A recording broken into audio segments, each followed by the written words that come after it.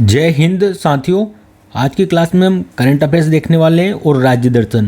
पहला प्रश्न है, वर्ष 2023 की वीपो ग्लोबल पेटेंट फाइलिंग में विश्व स्तर पर भारत को कौन सा स्थान मिला है?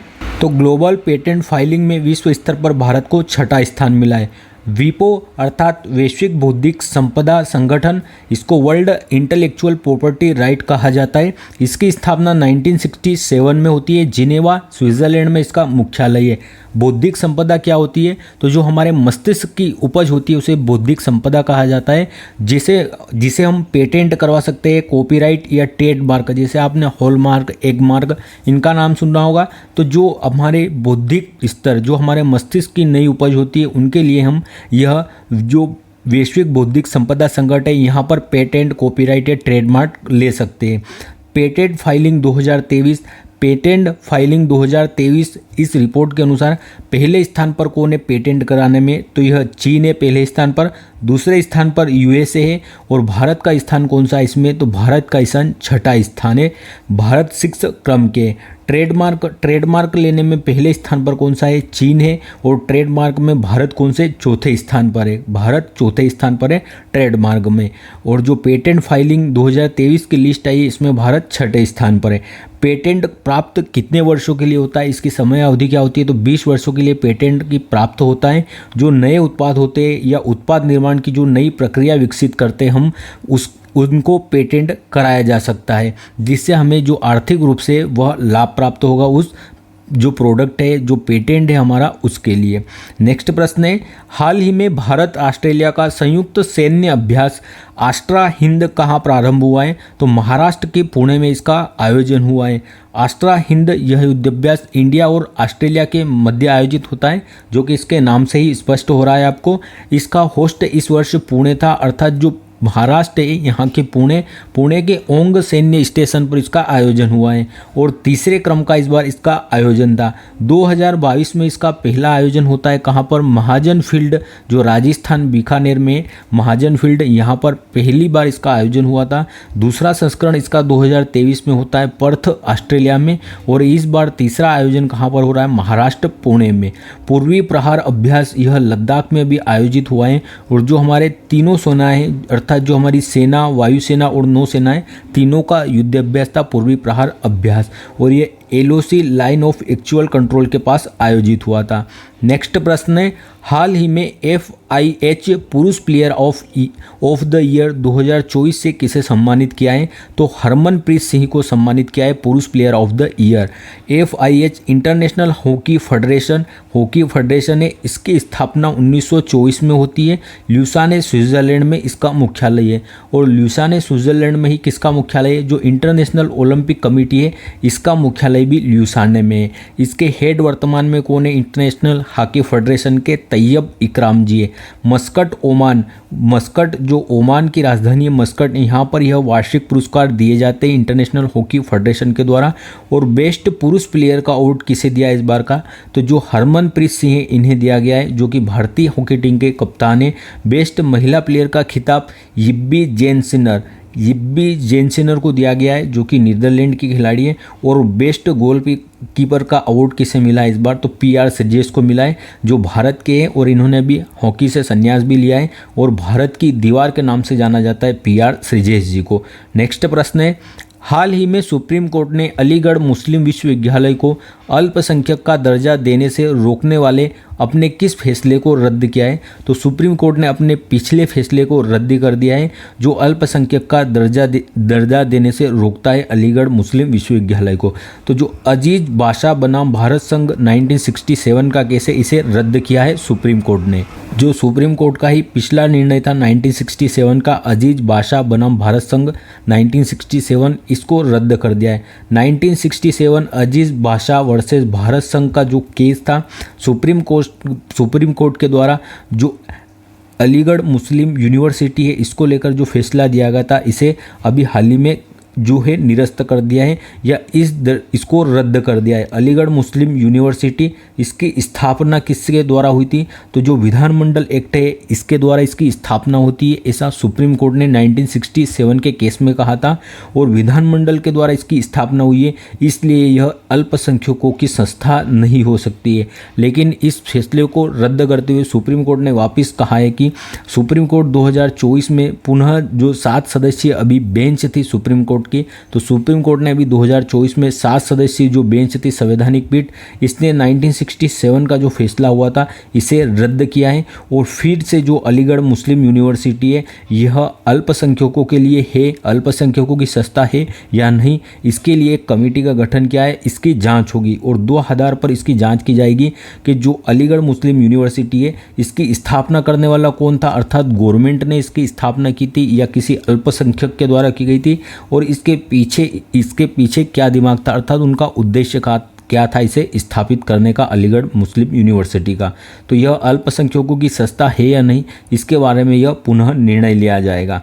अलीगढ़ मुस्लिम यूनिवर्सिटी की स्थापना किसके द्वारा की गई थी? तो सर सैयद अहमद के द्वारा इसकी स्थापना की गई थी।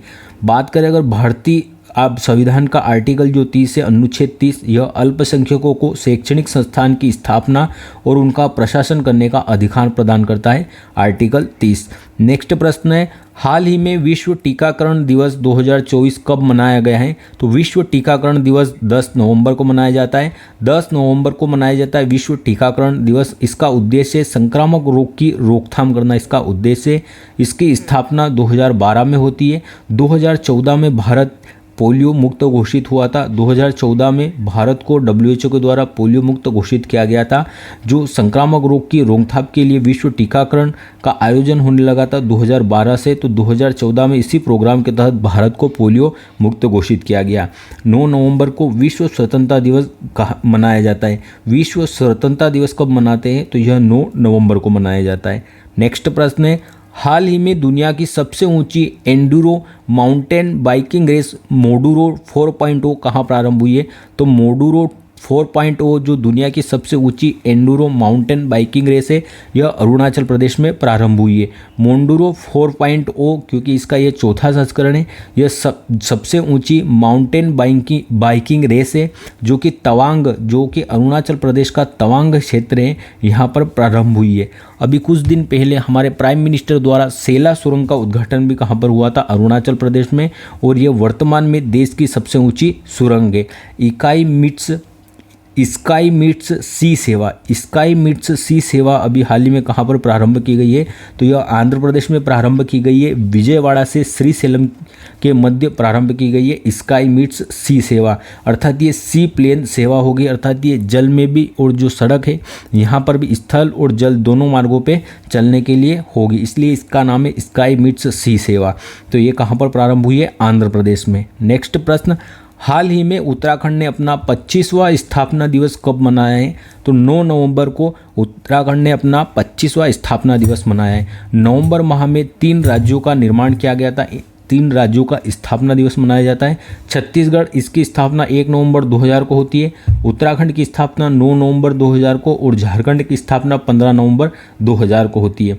जो छत्तीसगढ़ है इसे भारत का चावल का कटोरा या धान का कटोरा भी कहा जाता है छत्तीसगढ़ को, और मध्य प्रदेश से अलग होकर 2000 ईस्वी में छत्तीसगढ़ एक अलग राज्य बनता है। उत्तराखंड जब यह अलग हुआ था उत्तर प्रदेश से, तब इसका नाम उत्तरांचल था। उत्तर प्रदेश से यह पृथक होता है, और 2007 में जो उत्तरांचल है इसका नाम उत्तराखंड कर दिया गया था।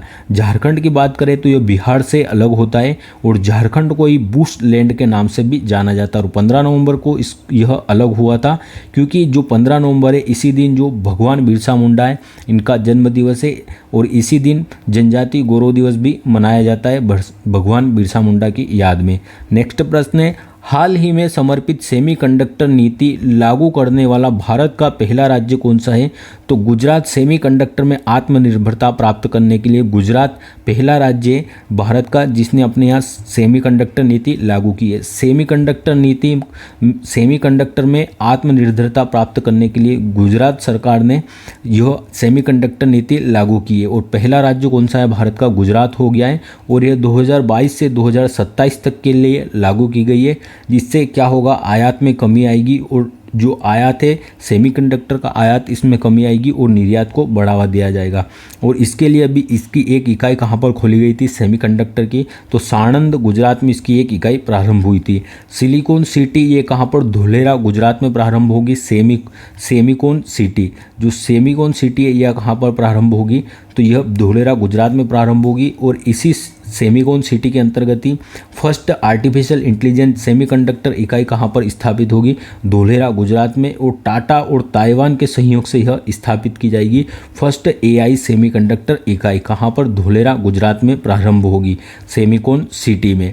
नेक्स्ट प्रश्न है, हाल ही में PV Sindhu centre for badminton and sports excellence की आधारशिला कहाँ रखी गई है, तो PV Sindhu centre for badminton and sports excellence की आधारशिला विशाखापट्टनम में रखी गई है, आंध्र प्रदेश में।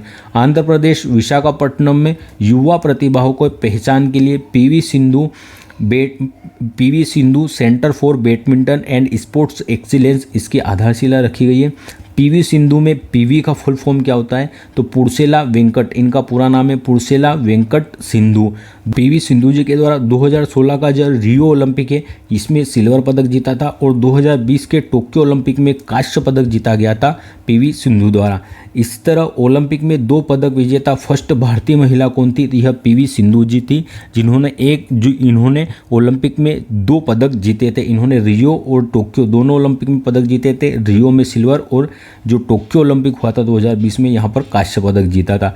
विश्व की पहली डिजिटल जनसंख्या घड़ी कहाँ पर स्थापित की गई है, तो यह विश्व की पहली डिजिटल जनसंख्या घड़ी है बेंगलुरु में से स्थापित किया गया है और यह रियल टाइम पॉपुलेशन नंबर बताएगी, अर्थात हर सेकेंड हर पल जो जनसंख्या बढ़ रही है विश्व में, तो यह रियल टाइम पॉपुलेशन संख्या की गणना बताएगी। विश्व की पहली डिजिटल जनसंख्या घड़ी जो कि बेंगलुरु में स्थापित हुई है।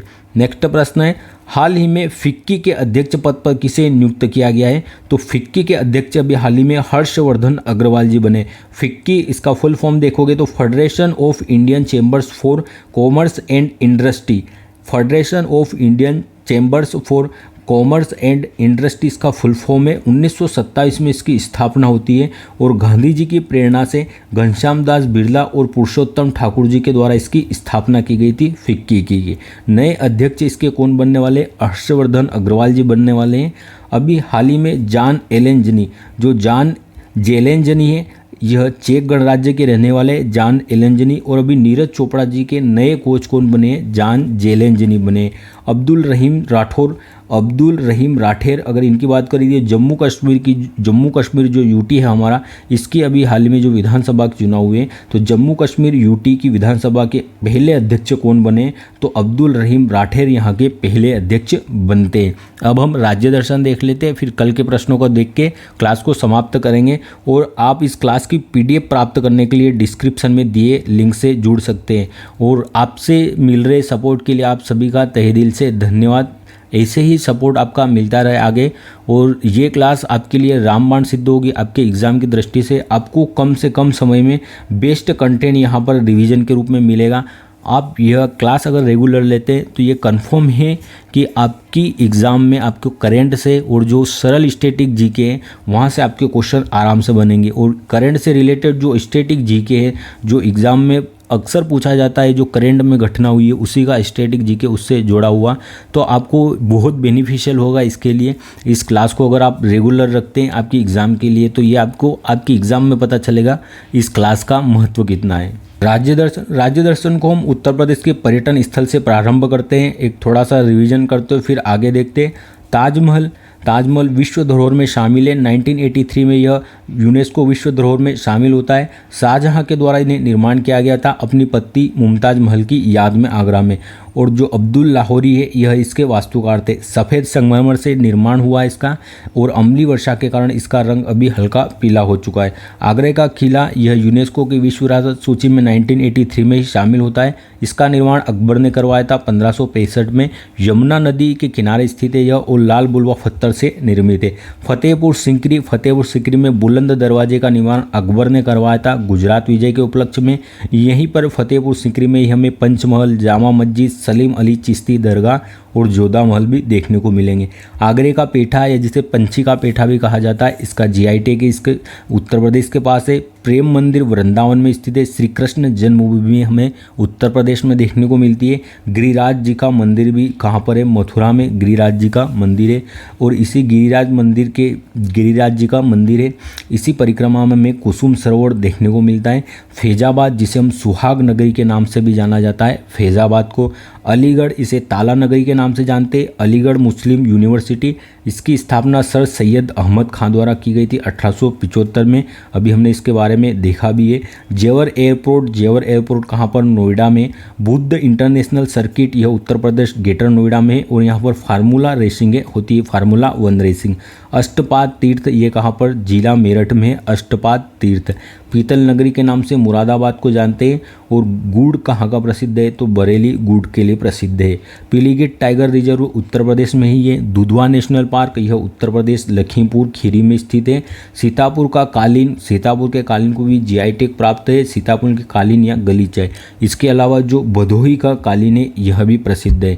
बड़ा इमामबाड़ा यह लखनऊ में है और यहीं पर बड़ा इमामबाड़ा में ही भूल भुलैया है। रूमी दरवाज़ा भी हमें यही देखने को मिलता है। इंदिरा गांधी तारामंडल या अंतरिक्ष कहाँ पर है? इंदिरा गांधी तारामंडल अंतरिक्ष देखने के लिए अर्थात ग्रहों जो भी मंगल बुध शुक्र ग्रह इनकी स्थिति देखने के लिए यहाँ पर जाया जा सकता है। अम्बेडकर पार्क लखनऊ में स्थित है। हनुमानगढ़ के लड्डू का जीआई टैग अयोध्या को प्राप्त है। श्री राम जन्मभूमि हमें अयोध्या में मिलती है और ये किस नदी के किनारे अयोध्या?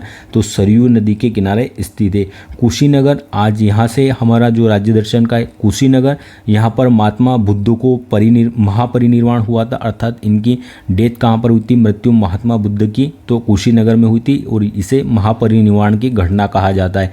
शहीद अशफाक उल्लाह चिड़ियाघर कहाँ पर है? गोरखपुर उत्तर प्रदेश में। मंगल पांडे यह 36वीं रेजिमेंट के सदस्य थे आर्मी के जो ब्रिटिश काल में, और चर्बी वाले कारतूस की घटना के बाद इन्हीं के चर्बी वाले कारतूस की जो प्रक्रिया हुई थी, जो क्रिया दी थी, इसके विरुद्ध हुई जो सैनिकों के द्वारा है वह 1857 की क्रांति का प्रारंभ होता है मंगल पांडे के द्वारा। जो उस समय का तत्कालिक कारण था वह क्या था? चर्बी वाला कारतूस 1857 की क्रांति का। काशी विश्वनाथ कहाँ पर है? जिसे हम बनारस, वाराणसी या काशी के नाम से भी जानते हैं, तो यह एक शिवलिंग है। काशी विश्वनाथ जी जो कि बनारस को हम बनारस, वाराणसी या काशी के नाम से जानते हैं। बनारसी पान यहाँ का प्रसिद्ध है। भारत माता मंदिर कहाँ पर है? तो यह बनारस में भारत माता मंदिर। और एक और भारत माता का मंदिर इसके अतिरिक्त कहाँ पर है? तो यह उज्जैन में है, मध्य प्रदेश में। स्वरवेद महामंदिर भी हमें बनारस में देखने को मिलेगा। सारनाथ वाराणसी में हमें सारनाथ वाराणसी स्थान पर भगवान बुद्ध ने अपना फर्स्ट उपदेश दिया था, इसलिए इस घटना को अभिधम्म चक्र प्रवर्तन कहा जाता है। और भगवान बुद्ध ने अपना पहला कहाँ पर दिया था उपदेश? सारनाथ में दिया था। सारनाथ की बात करें तो यहीं पर धमे का स्तूप भी देखने को मिलेगा सारनाथ में। नेमी शारण्य स्थान भी कहाँ पर मिलेगा? उत्तर प्रदेश में। और जो नेमी शारण्य स्थान है यहीं पर हमारे भगवान कृष्ण है इनका सुदर्शन चक्र गिरा था, ऐसा माना जाता है। प्रयागराज की बात करें तो इसे त्रिवेणी संगम या संगम की धरती के नाम से जाना जाता है। यहाँ पर गंगा, यमुना और सरस्वती तीनों नदियों का मिलन होता है। और जनवरी 2025 में यहाँ पर महाकुंभ मेले का आयोजन होने वाला है। आनंद भवन जहाँ पर जवाहरलाल नेहरू है, हमारे जो जवाहरलाल नेहरू है, इनके बारे में, इनके पत्र और इनके बारे में यहाँ पर सामग्री जो इकट्ठित की हुई है या सामग्री को रखा गया है। तुलसी जलप्रपात यह चित्रकूट में है और यही चित्रकूट में तुलसी जलप्रपात को देखने के लिए धनुष आकार का ब्रिज का निर्माण किया गया है। इकाना स्टेडियम या इकाना, जिसे अब अटल बिहारी वाजपेयी अंतर्राष्ट्रीय स्टेडियम के नाम से जानते हैं, कहाँ पर है? लखनऊ में। ग्रीन पार्क स्टेडियम कहाँ पर है? कानपुर में। और कानपुर को ही उत्तर भारत का मैनचेस्टर के नाम से जाना जाता है। अब हम कल के प्रश्नों का रिवीजन कर लेते हैं। पहला प्रश्न है, भारत भूटान की एकीकृत चेक पोस्ट दरंगा का उद्घाटन कहाँ हुआ है? असम में इसका उद्घाटन हुआ है। जिम्बाब्वे के दूसरे पृथ्वी अवलोकन उपग्रह जिमसैट-2 का सफल प्रक्षेपण किसने किया है? रूस के द्वारा किया गया है। क्यूएस एशिया रैंकिंग 2025 में किसे भारतीय संस्थानों में शीर्ष स्थान मिला है? आईआईटी दिल्ली को शीर्ष स्थान मिला है। हाल ही में अमेरिकी व्हाइट हाउस की पहली महिला चीफ ऑफ स्टाफ किसे नियुक्त किया गया है? तो अमेरिकी व्हाइट हाउस की पहली महिला चीफ ऑफ स्टाफ सुसी विल्स जी को नियुक्त किया गया है। वर्ष 2023-24 में भारत ने किसे सर्वाधिक हथियार निर्यात किए हैं? तो यह यूएसए को किए। सीडीएस जनरल अनिल चौहान ने दूसरे भारतीय सैन्य विरासत महोत्सव का उद्घाटन कहाँ किया है? तो नई दिल्ली में इसका उद्घाटन हुआ था। एडिल गिव ह्यूरुन इंडिया फिलेंथ्रोपो लिस्ट 2024 में शीर्ष स्थान किसे मिला है? शिव नाडार जी को, जो दानदाताओं की लिस्ट है उसमें। रोहिणी नैयर पुरस्कार 2024 से किसे सम्मानित किया गया है? तो अनिल प्रधान जी को। वंचित कारीगरों के उत्पादों को बढ़ावा देने के लिए ट्यूलिप ब्रांड किसने लॉन्च किया है? सामाजिक न्याय एवं अधिकारिता मंत्रालय ने। देश की दूसरी जल मेट्रो परियोजना कहाँ प्रारंभ हुई है? तो यह मंगलुरु में प्रारंभ हुई है देश की दूसरी जल मेट्रो परियोजना। पहली कहाँ? कोच्चि में हुई थी, केरल में।